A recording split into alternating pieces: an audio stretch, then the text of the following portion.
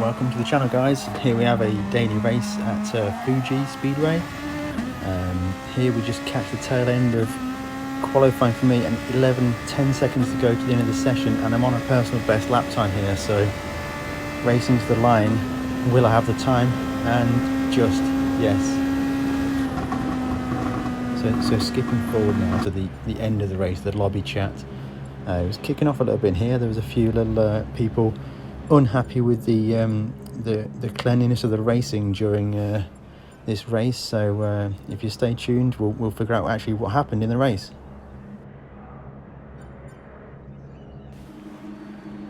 Well, what's up, guys? It's Chris Doughty, aka Doughtinator here.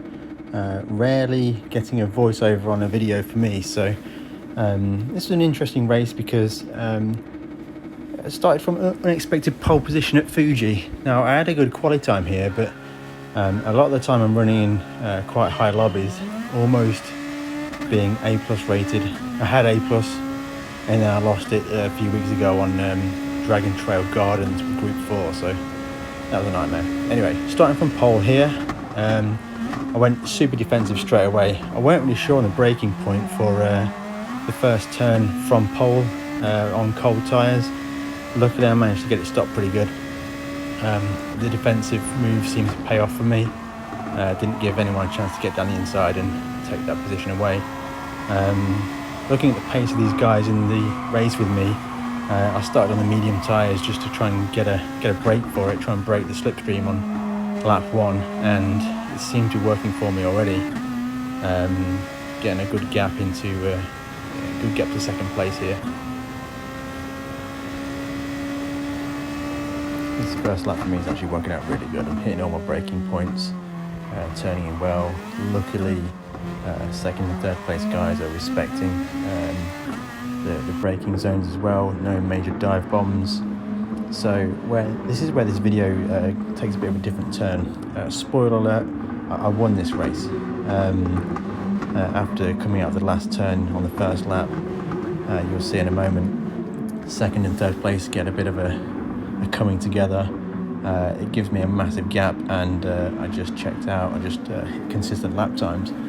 However, in the post-race lobby, there was a lot of accusing going on. So instead of just watching me do 13 laps unchallenged, if you want to do that, it's in the bottom right-hand corner of the onboard view.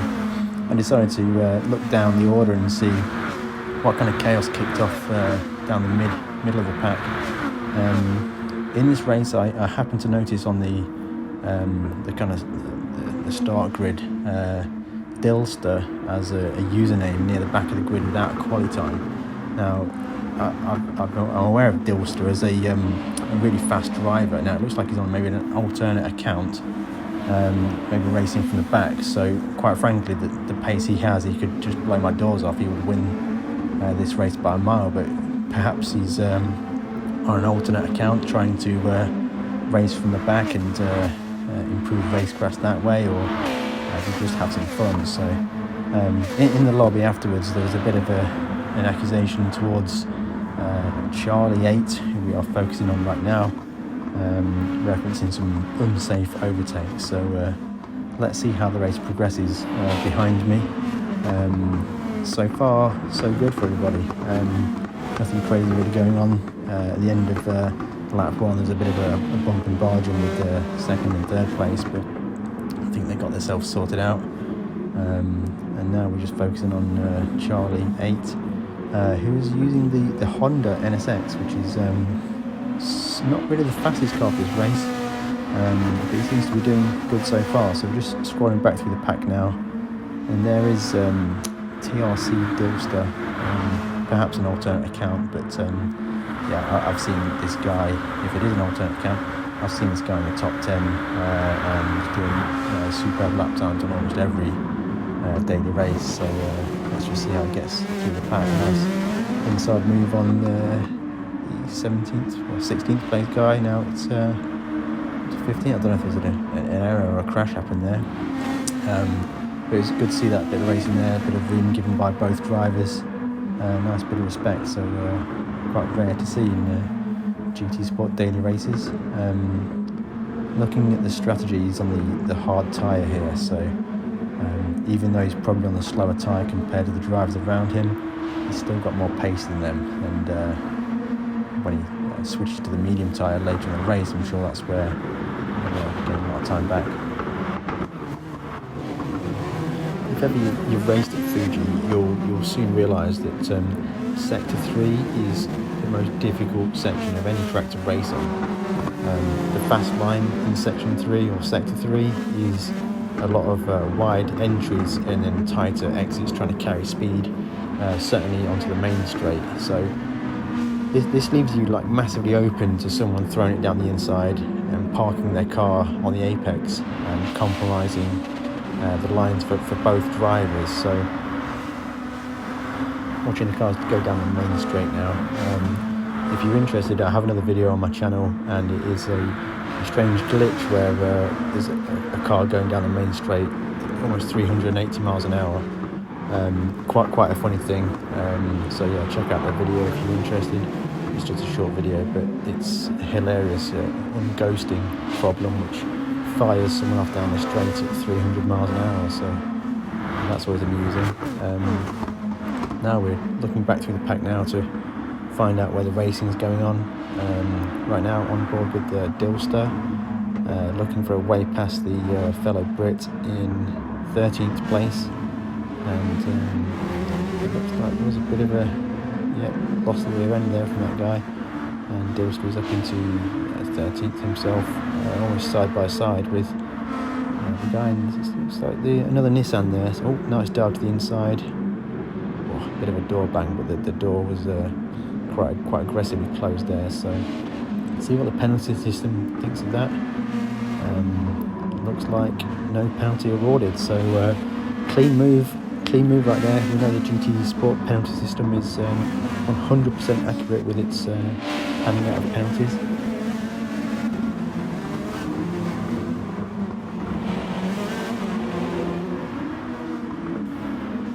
Back following Charlie 8 now. So far this has not been a race that the chat has made it out to be.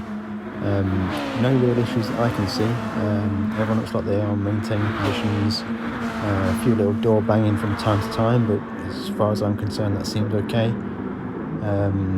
But I'm sure there is more to kick off. Quick note about my race now, looking into the bottom right hand corner of the screen. It's getting towards the end of the stint for the medium tyres that I'd be running. A little bit wide there on the exit of that turn, but keeping everything under control. I know I've got a bit of a gap to second place. I need to be looking after the tyres and maximising what I can get out of them. I actually can't remember if I pit on the end of lap 5 or the end of lap 6. I think it's the end of lap 6. Anything more from the tyres and they just can't take it. Back to the main screen right now. It looks like there's going a bit of a pass there on the 7th place there by the Italian driver. Looked like a really solid move.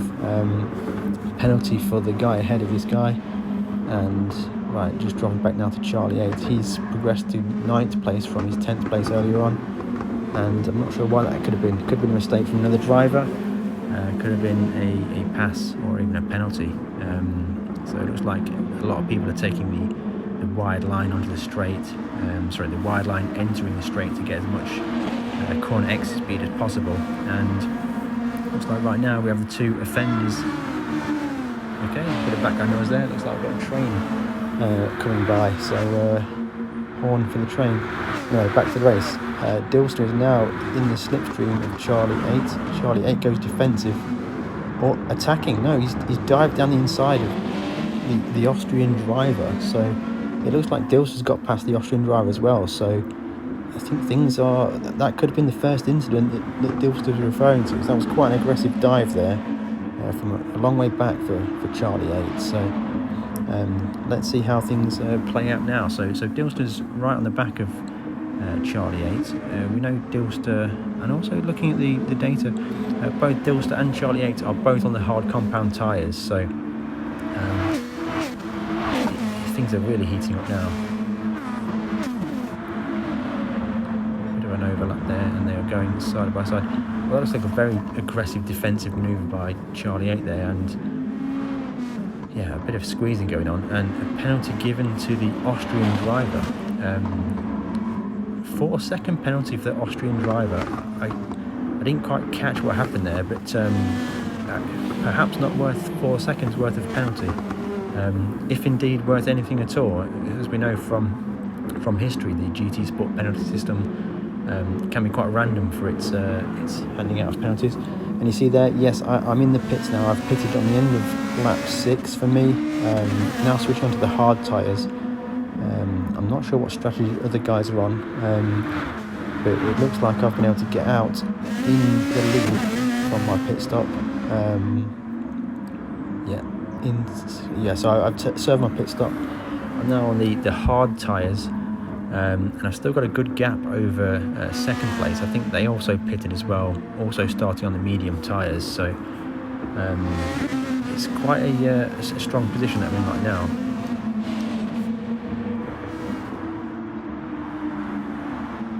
Moving back through the field now, and we're focusing on Dilster again. It looks like it's a big gap to Charlie 8 ahead. Perhaps that happened during the squeezing incident into the very slow corner. So it looks like there's a big gap for Dilster to close in on. Some more penalties down the field a little bit more. There is the Austrian driver. Looks like he's rank 1 within the lobby, so he's having a bit of a rough time in here. I can't actually recall where he started from. Perhaps near the back, maybe.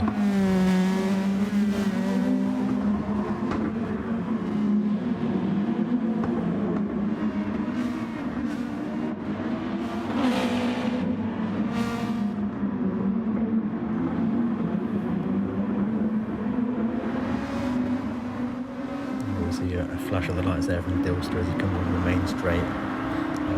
Looks like he's doing some business right there. So, is this? It looks like, yes, a pit stop from this group of cars here now. So, yeah, these guys started on the hard tyres, went a lap extra, and now they will be changed the mediums to finish the race on. Fuel is not an issue, but obviously you will be burning fuel during the run.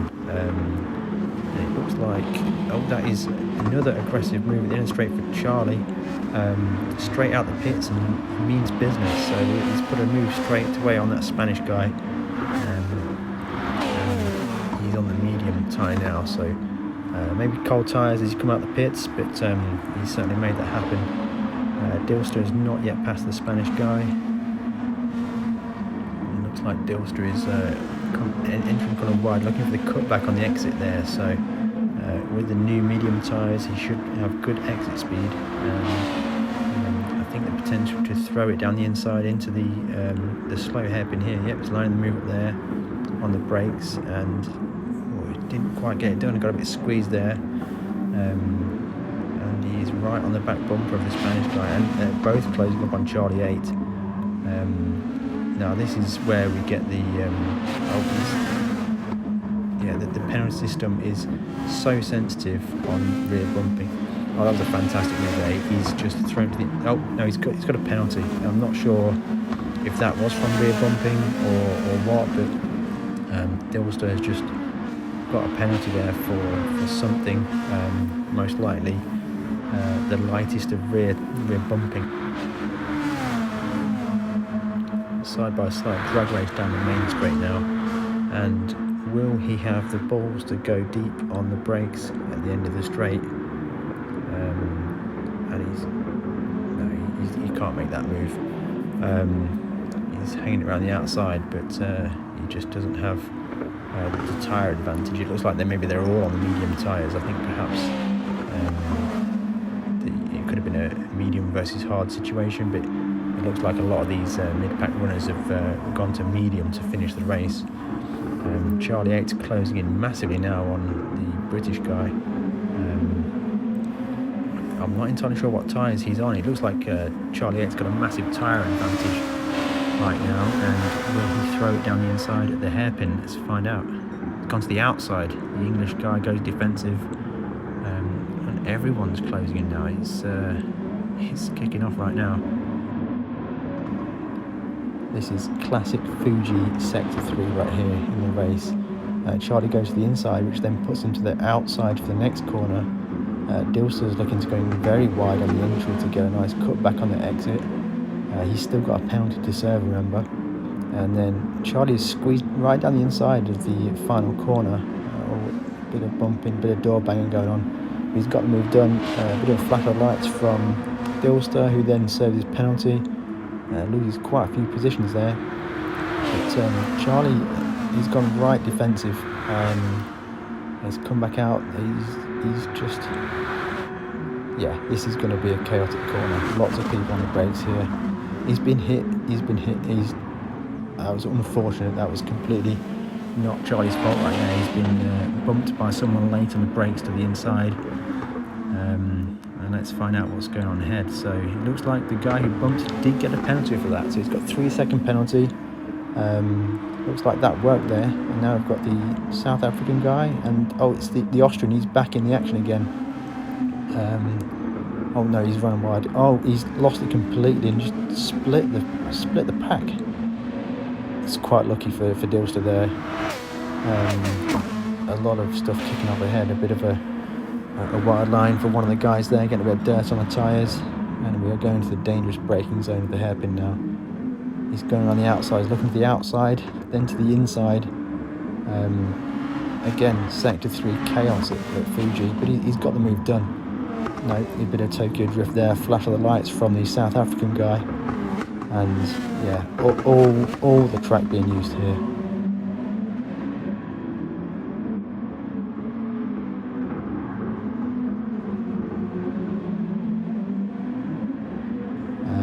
But Dilster's getting the power now, and he's in the slipstream with Charlie for this main straight here. The lights are flashing, so he's going to mean business. If you're enjoying this race, and if you're enjoying any other content on my channel, then please subscribe. It's always appreciated. I like to show off good racing, whether it's myself or other people driving. So a bit of side by side here in the main straight. That was good, respectful racing there, both giving each other room. And off we go. We start lap number 11.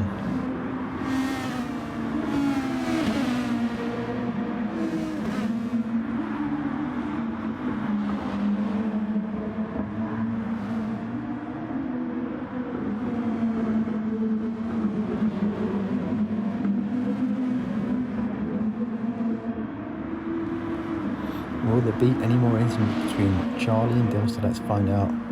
It looks like Dilster's got a run right now. He's got some overspeed. He's gone tight to the inside. Charlie's gone out wide to try and get a cut back, it seems. A small rear bump there from Dilster, and he looks like he's got the wanted penalty. The new penalties are incredibly severe, and any rear touching most often gets penalty. So it's not ideal there. It does. The penalty system should be there to promote clean racing, but those small little touches, certainly on corner exits, that don't affect anything, I think it's a bit harsh to award penalties like that and let Dilster's run wide. The amount of penalties that have been received there, I'd be quite disheartened at this point. So I'm sure Dilster's not enjoying this race that much at all. Down the main straight for Charlie, and it looks like there's a bit of a gap between everyone now. A late pit stop, it looks like, in the back there from somebody. And maybe the race will settle down now. It's essentially 2 laps to go. Right now, for me, I'm still running out front, looking after my tyres. The hard tyres towards the end of the race they just feel slow. Everything just feels slow. There's lack of grip. But I know that other people will be in the same situation, so it's just a case of bringing it home for me. Back on focusing on myself now. A little bit of a slide there coming out there. The tyres are a little bit second hand. Getting on the gas early can light up the rears a little bit. But this Group 2 car, the Nissan, the 2016 model, I really enjoyed driving it. It sounds fantastic too. It's got a really good crackle on overrun, and yeah, it's a great car to drive. I really enjoy it.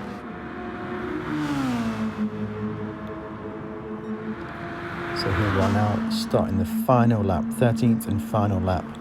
There's a guy exiting the pits, which I wasn't pleased about. I knew this could be a big distraction. I've got a gap to second place, but I still can't. I don't really need these distractions. He'll have fresh tyres, he'll be ghosted, so God knows what's going to happen with that. I'm just going to put my head down, make sure I hit my braking points. In fact, I remember now, during the race, the cone markers for that last corner got destroyed about lap 7. And I was really panicking that I was just going to miss my braking point into that turn there, but luckily I managed to keep it together. Looks like I'm gapping this lap driver here. So yeah, running down to the hairpin here. I normally brake under the Dunlop sign, making some small adjustments for tyre wear and stuff, but normally that gets you stopped at the apex pretty good. Through here it's a case of just blending the throttle and the brakes, never really hitting full throttle, never really hitting full brakes. It's just a constant balance to get the car cutting the right lines. As I said before, the lines when you're in traffic are completely different to the lines that you need to set a good time, so it's hard to race at this track, really hard, so I was happy to get a break at the lead.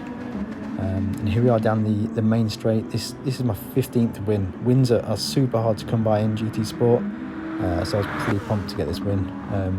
Certainly with me being almost A+ rated. In fact, this was the race that got my A+ rating back again. So I think at the end of this race I was 51,000 DR, which is about the highest I've been. Looking back through the field now, as people finishing, yeah, some bad races for a lot of people. Penalties galore. There we have it, win number 15 for me. If you enjoyed the video, hit the like button, it's always appreciated. Please consider subscribing. I always try and make good content for you guys. Often great racing or funny penalty systems, or usually there's something in one of my videos that is there to you find amusing, something to enjoy. So yeah, thank you very much for watching. Have a great day. Bye.